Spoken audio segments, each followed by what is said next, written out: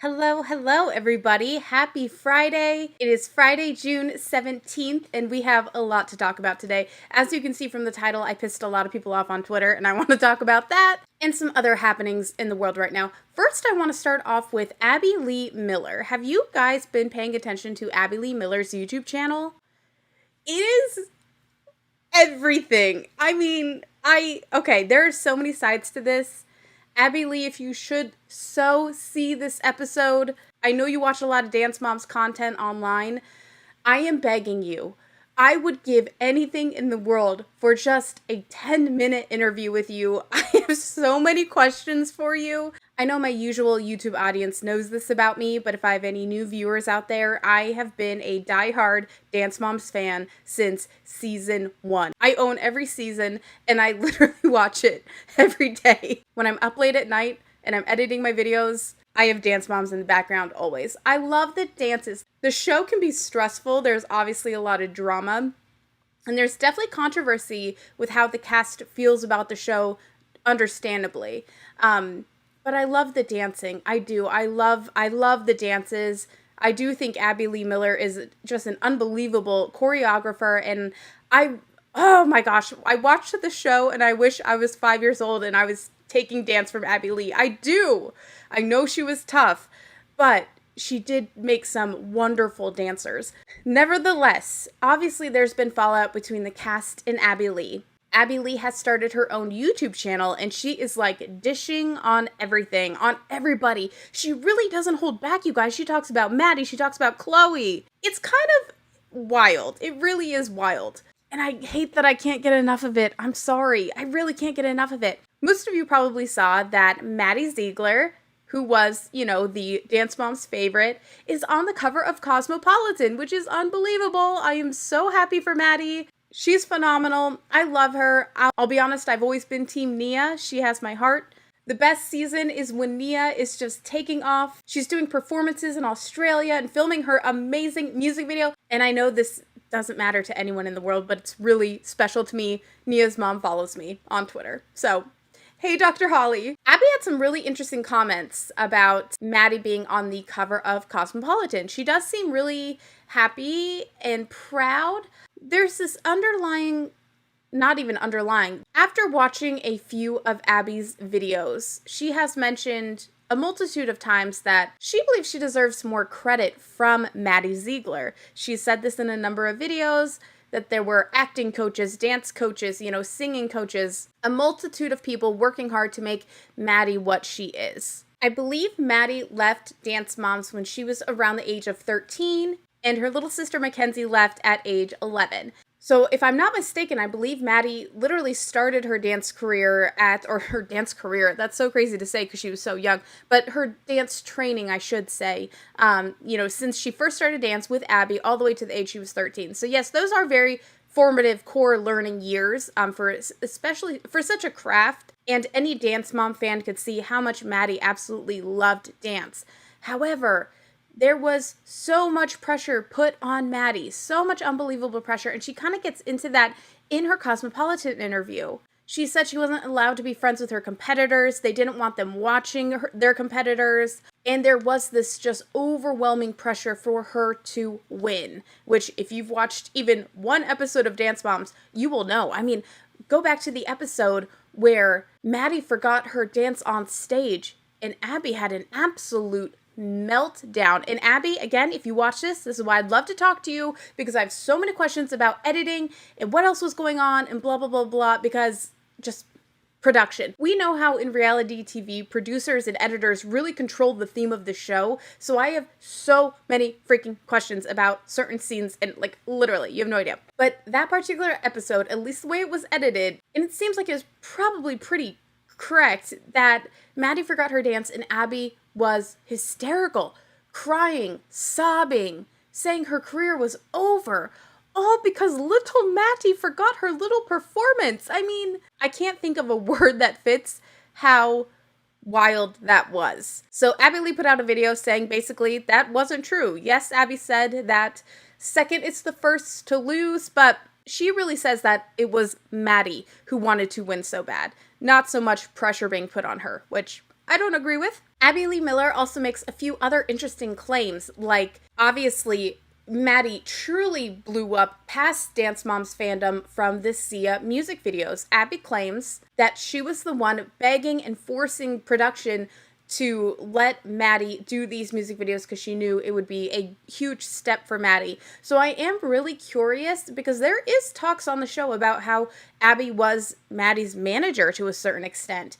And so I really do wonder what that world was like. How much was Abby doing for Maddie to catapult her to her success? Now, I truly believe regardless if she did do Sia music videos or any of that, Maddie was destined to be a star. And she was just such a natural talent in Dance Moms. I mean, you could just see it. She really was born to dance. She looks beautiful. I love Maddie's pieces. I really, really do. The bottom line is I think Abby really feels like she never got a proper thank you or any proper credit from Maddie. The question is, how much does Maddie have to thank Abby? Should she thank her till the end of time? I wonder what it would look like. The amount of thank you for Maddie to give Abby. What would that look like to Abby to be satisfying and would help Abby move on? Shop talk, if you will, but I really hope Abby Lee Miller is in therapy for a multitude of reasons, and I'm not saying that she needs it, but I'm saying I know how much just being on YouTube affects your mind. I've had to seek therapy directly because of being on YouTube, and thank God I did. It's very, very helpful. But imagine being on this reality show and you're just a dance teacher from Pittsburgh, and then boom, you guys are like huge, mega overnight successes, opening studios in LA, and not to mention that you're kind of the bad guy of the show. Abby even talks about she wanted to walk away from the show a multitude of times and they wouldn't let her. I'd love to hear more about that because I'm not sure. I understand signing contracts, but I'd have to imagine if it was like endangering your well-being, you'd have to be able to step back. But these were earlier times. And it's crazy because it was only a few years ago, but people really did not care that much about mental health. And it's still something that is very misunderstood. But what I'm saying is I do hope that Abby Lee Miller is seeing a therapist or just talking to somebody because, obviously she's been through a lot. She's in chemo. She's relearning how to walk. She went to prison. She was on this huge show where the majority of fans hated her and were mean to her. And she probably had overwhelming pressure and just overwhelmed with work and needing to, choreograph all these dances every single week and get these kids to number one. And it seems to me, as just an outsider looking on, Abby's having a hard time moving on. And I understand that because this was like a huge core part of her life. But I feel like she just still seems so focused on the original cast, not giving her credit that she believes she deserves for the lives that they have now. So I just really wonder what would be enough for her to let it go and to move on. Still talk about Dance Moms and everything like that because that's a part of her life story. It just is. I would hate for it to be eating at her all the time, and I hope she finds a way to move on from it. That's just my opinion. Again, I'm not saying she has to, and I'm not saying I'm right. It's really interesting, you guys. If you are a Dance Moms fan, please go watch Abby Lee Miller's YouTube channel. I mean, the things she talks about, it really blows my mind. I almost thought that she would never talk about the original cast or Dance Moms because I know these shows oftentimes have an NDA situation where they're locked in to not talk about it. But maybe that expired and she's able to open up more. It's interesting because I'm actually talking to somebody from a reality show that was recently canceled. I want to do an interview with them because it was absurd and it was weird. And it's really hard trying to find a way to talk and work around certain things that, even though the show was canceled, that the studio and the production company put a lock on them, you know what I mean, to what they can say and what they can't for an extensive amount of years. So it probably won't even happen, but I'm trying to make it happen. So I know that it can get really, really, really tricky. These shows have crazy lawyers to make sure that you don't ever let anything slip. Check out Abby Lee Miller's YouTube. It is wild. It's wild. All right, next let's get into why I pissed everybody off so badly on Twitter, which unfortunately I've been known to do. I don't mean to. I have a blabbermouth. What can I say? I just say things. I don't know. It's why I started Cheeky Couch. I love talking about this type of shit. even if it's going to piss everybody off, I like to hear why. And I do like to learn. And though my opinion didn't necessarily change, I do see different points of view that I did not think about when I first was tweeting this. So brace yourselves. You're going to hate me, okay? You are. I'm going to let you know. Holy shit, it got a lot of retweets. I did not realize. This is why I'm getting so many crazy tweets. Oh my goodness. I have to tell you real quick, I'm very grateful, and I don't know why, but Twitter verified my account last year, and I have no idea why they did that, and I'm very honored, but like, I guess it's cool, but it also really effing sucks, because like, your tweets get pushed. Say you're talking about the Kardashians, and it's like a big time, everyone's talking about the Kardashians, like your tweet gets pushed out, and there's like a bajillion people who find it, who aren't necessarily like in our community. It's just randoms on Twitter who like decide they effing hate me and like send me weird messages. It's okay. And I should have thought about that before tweeting this. Maybe I should have waited a week or so for things to kind of cool off. But I tweeted, unpopular opinion, no one cared about that dress until Kim wore it. And I was talking about the Marilyn Monroe dress. Let me first start by saying, I was listening to one of my podcasts, and they were talking about the subject of the Kim dress. I tweeted that real quick, hopped in the shower, got out, and everyone hated me.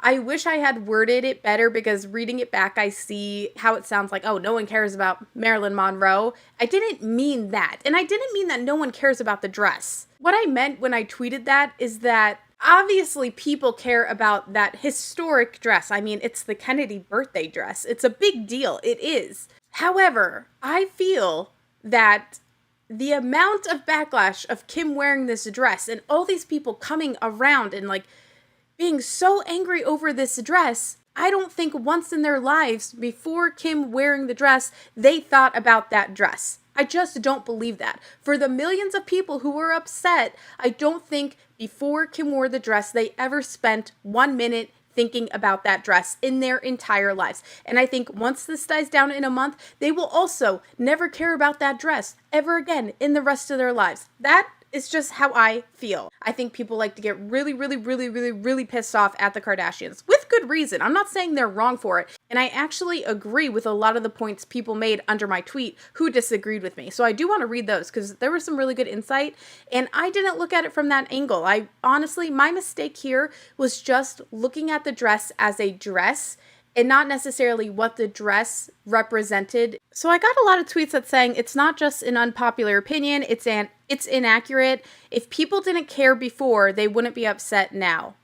I completely disagree with that. People get upset about things they've never cared about literally all the time. It's what Twitter's for. It's kind of what's fun about Twitter, right? Like, this is what Twitter is for. So a little more context, after I tweeted that, TMZ just so happened like within minutes to set out their notifications, or they sent out the little, TMZ alerts that you get, and said that the dress was in fact not damaged. It's been confirmed by the Ripley's people that the dress was absolutely not damaged. They have a side-by-side picture of before and after Kim wore it, and they have all these little lines, and they show you everything is exactly how it is, because the big uproar was that Kim had damaged the dress. So Lizzie said whether or not it was damaged, it's insulting to Marilyn's wishes and legacy that anyone, let alone a Kardashian, was allowed to wear it. I guess that's fair. I guess that's fair enough. We don't know what Marilyn would have wanted, so sure. Another tweet by Linny said, I think the dress is more of a symbol at this point of everyone being fed up with rich people getting to do whatever rich people want, while the rest of us suffer and barely scrape by and not even fathoming spending millions of dollars just to wear someone else's dress.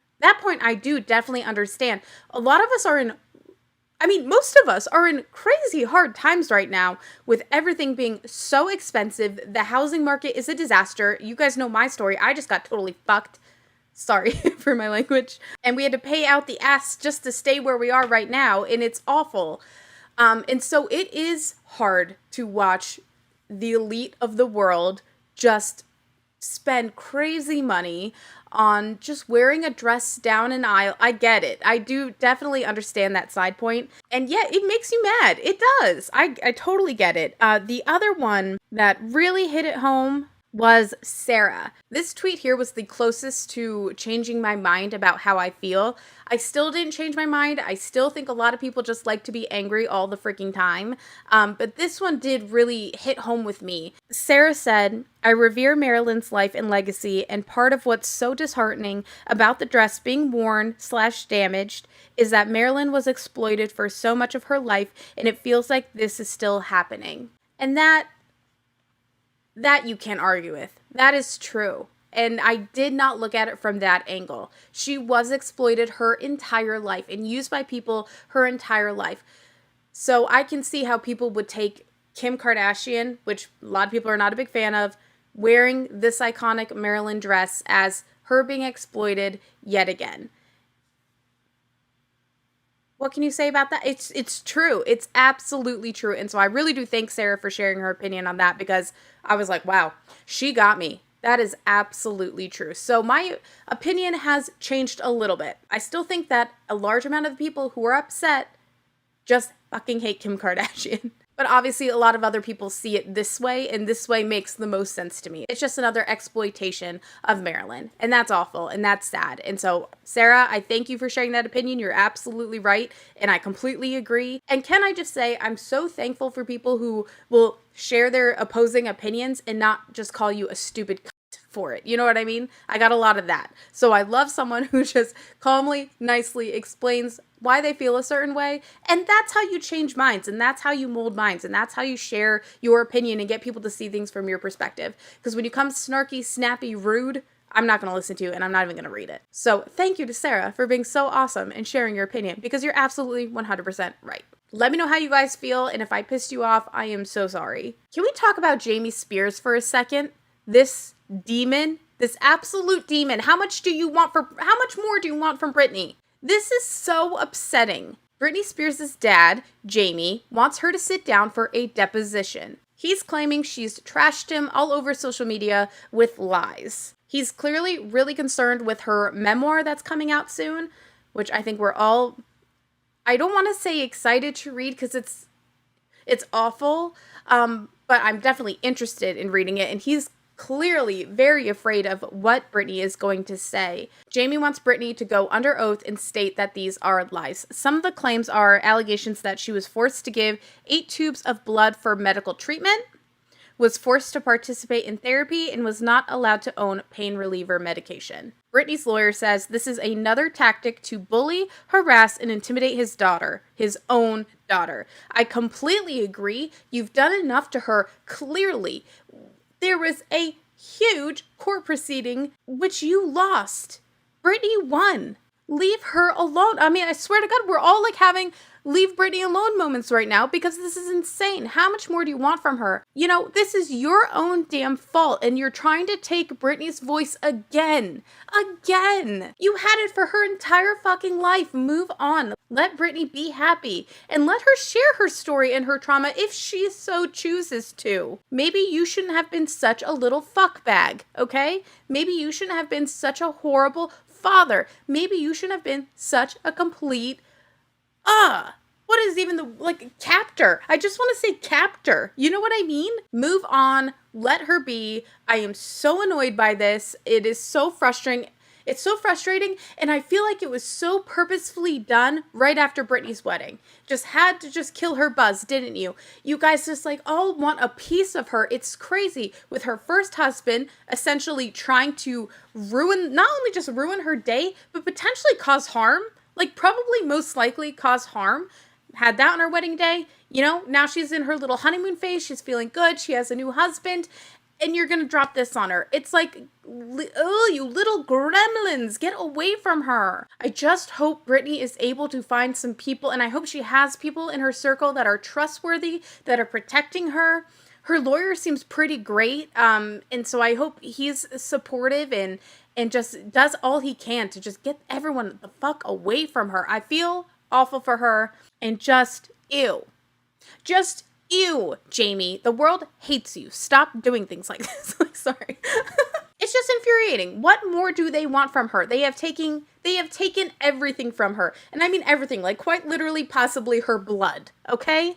Leave her alone. And how is he to prove that any of this is a lie? From my understanding, he kept her pretty well hidden and pretty alone, pretty isolated.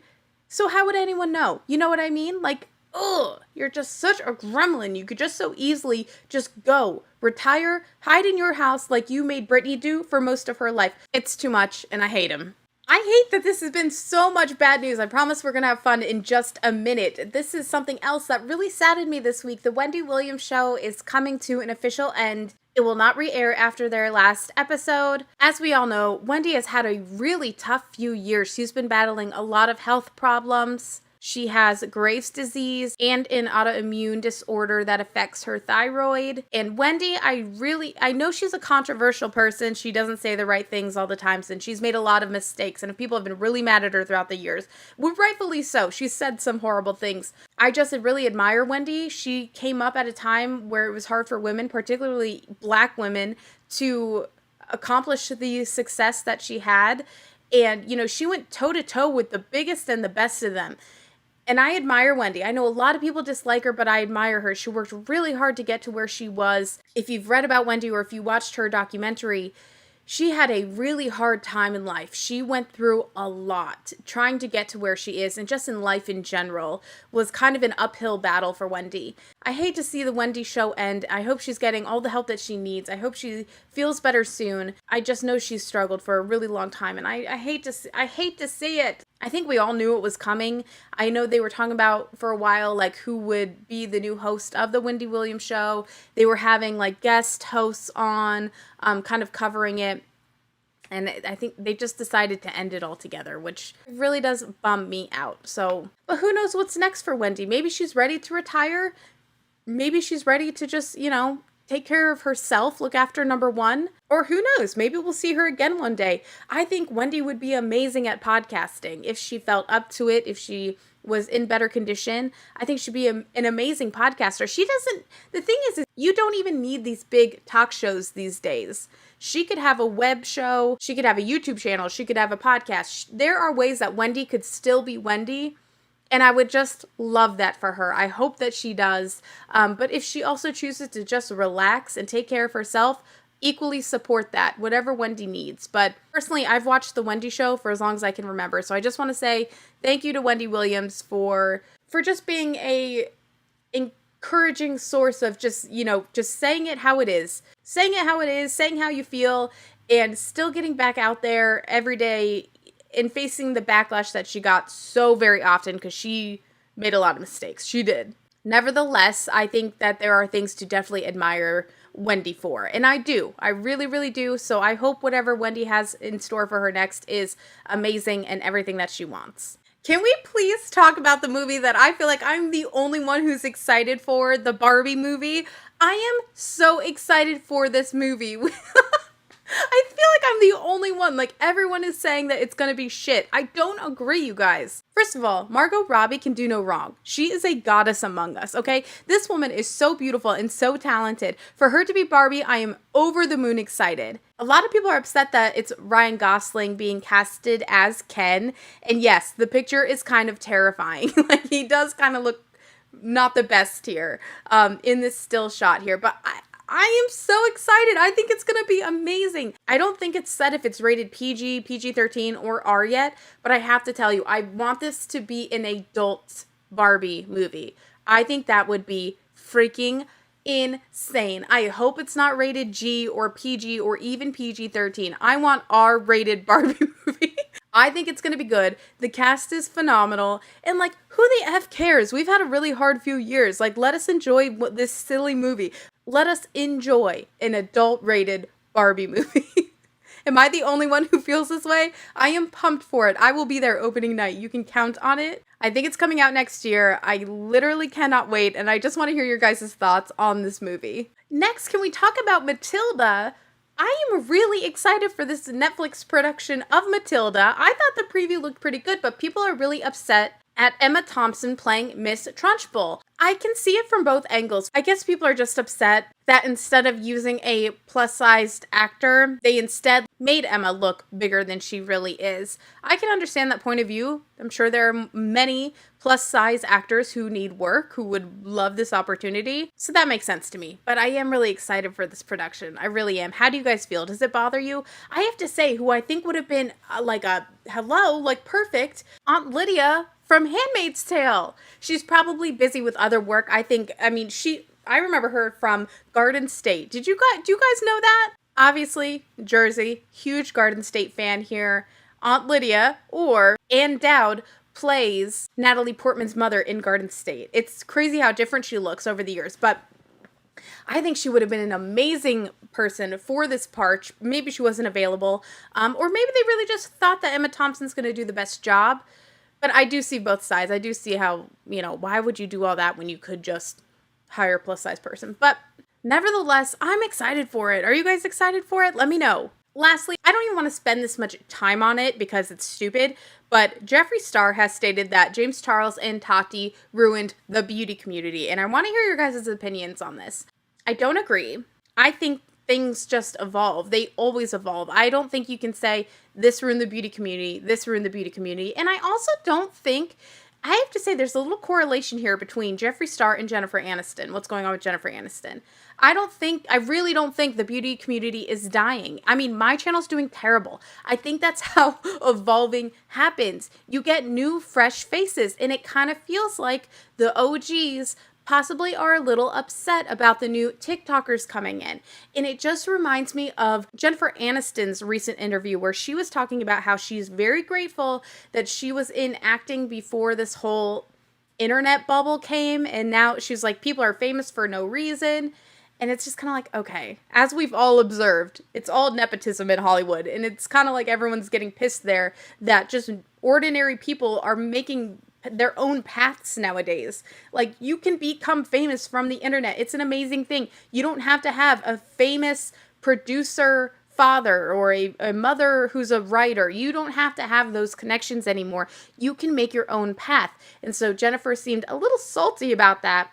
It wasn't a good look. I wish she wouldn't have said that because I love Jennifer Aniston. I hate her having that opinion. It's really painful. But that's how this felt with Jeffree Star saying that, they all ruined the beauty community.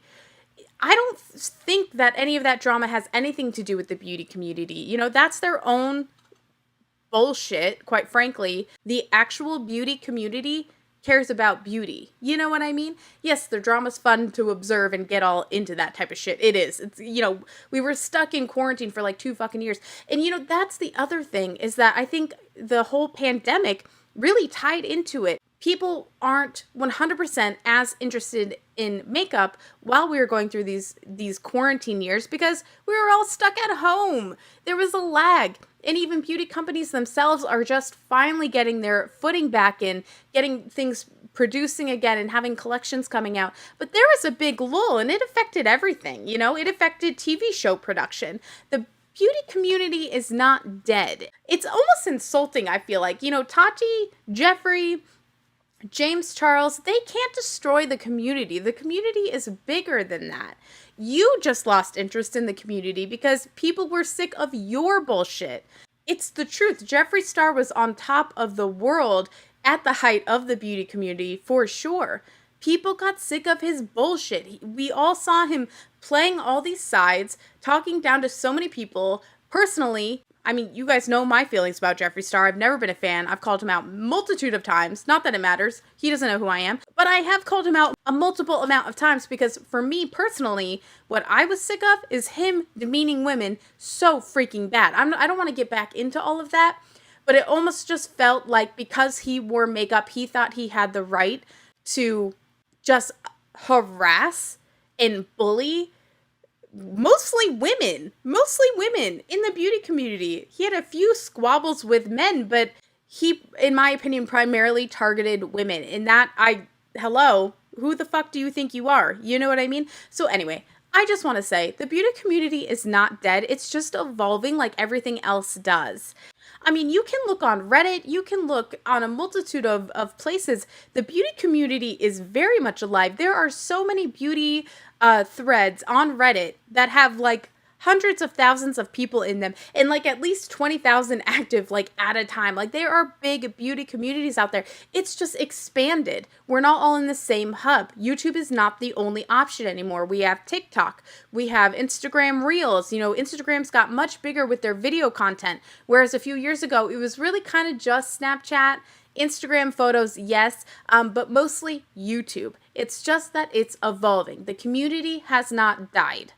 It is very much alive. It's just different. And you are just not at the top of it anymore. So you're going to say that it's dead. I'm so sick of people saying the beauty community is dead. I just don't believe it. The community is there. They're just more spread out. And younger, newer faces came up. This is why I think of the Jennifer Aniston thing, because it happens everywhere. It happens in movies, television, you know, acting, even in just corporate jobs. New fresh meat come in all the time and the old people get pushed out. It's just how it works. So let me know what you think. Do you think the community's dead? Because I think it's as active as ever, if not more so, because it's just on more platforms. Let me know your thoughts. Jeffree, just stay out of it. That's all I have to say. Just stay out of it. You are negative. You are the negative source. Nobody else. It's you. And that's really everything that stood out to me this week. Let me know your guys' opinions on everything. We went over a lot in this episode, so I'm really excited for your comments. Please remember, if you disagree with anything I say, I love that. Let me know why. I am not above learning. I don't think I'm right all the time. Our brains are so amazing, and I would love mine to be stuffed with new point of views and new information. It's what life is about. If I've pissed you off at all, I apologize. Let me know why in the comments below, and I will thank you for it. Friendly reminder, you can listen to my podcast on Apple Podcasts. It's also now on Stitcher and all those other platforms. I will have them all linked down below for you. I appreciate you guys downloading my podcast, subscribing, and leaving me a review if you think I deserve it. I would really appreciate that.